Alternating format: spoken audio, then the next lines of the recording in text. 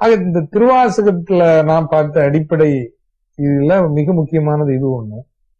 இன்னொன்று எனக்கு மிகவும் ஈர்த்த ஒரு தன்மை நிறைய இருக்குது.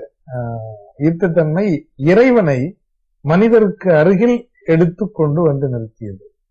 எனக்கு என்னமோ இந்த உலகத்துக்கு அப்பால இருந்துட்டு நம்ம எல்லாம் மிரட்டி அச்சுறுத்தி வாழ வைக்கிற ஒரு கடவுள் மேல எனக்கு அவ்வளவு ஈர்ப்பு வரல. ஏன்னா என் வீட்டிலேயே ஒரு அப்பா அன்பாக இருந்து கண்டிப்புடன் இருந்தாதான் அவர்கிட்ட நமக்கு ஒரு ஈடுபாடு வருது. எனவே இறைவன் மனித யதார்த்தங்களுக்கு அருகில் வர வேண்டும். ஸல்லல்லாஹு முஹம்மது நபி அவர்கள் இறைவனுடைய பிரதிநிதியாக மனிதரோடு வந்தார். அவருடைய வாழ்க்கையை படித்து பார்க்கிற பொழுது அவர் ஒன்றும் இங்கே ஒரு வானக கூடாரத்தை அமைத்துக் கொண்டு வாழ்ந்தவர் அல்ல.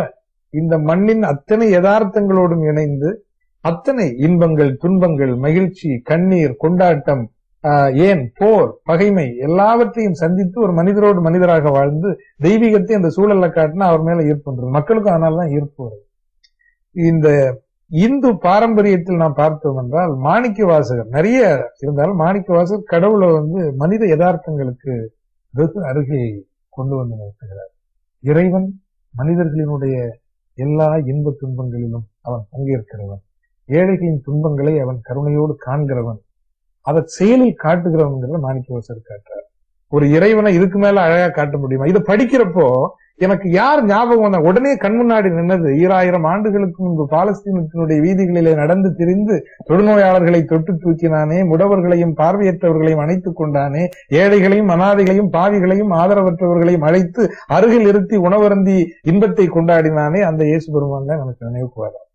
ஆக அந்த மாணிக்க வாசகரால் மட்டும்தான் அந்த திருவாசகத்தினுக்குள்ளே எனது இறைவனை காட்டுகிறார் என்றால் உண்மையான இறைவனை அவர் காட்டுகிறார் நினைக்கிறார். நீங்க ஒரு இஸ்லாமியராக இருந்து நீங்கள் மாணிக்க வாசகரை படித்தீர்கள் என்றால் உங்களுடைய இறைவனை நீங்கள் திருவாசகத்தில் கண்டுகொள்வீர்கள். ஒரு கிறிஸ்தவராக இருந்து கொண்டு நான் படிக்கிற பொழுது எனது இறைவனை நான் திருவாசகத்தில் கண்டுகொள்கிறேன். இதுதான் ஒரு படைப்பாளியினுடைய அல்லது ஒரு ஆன்மீக பெரியவருடைய வெற்றி.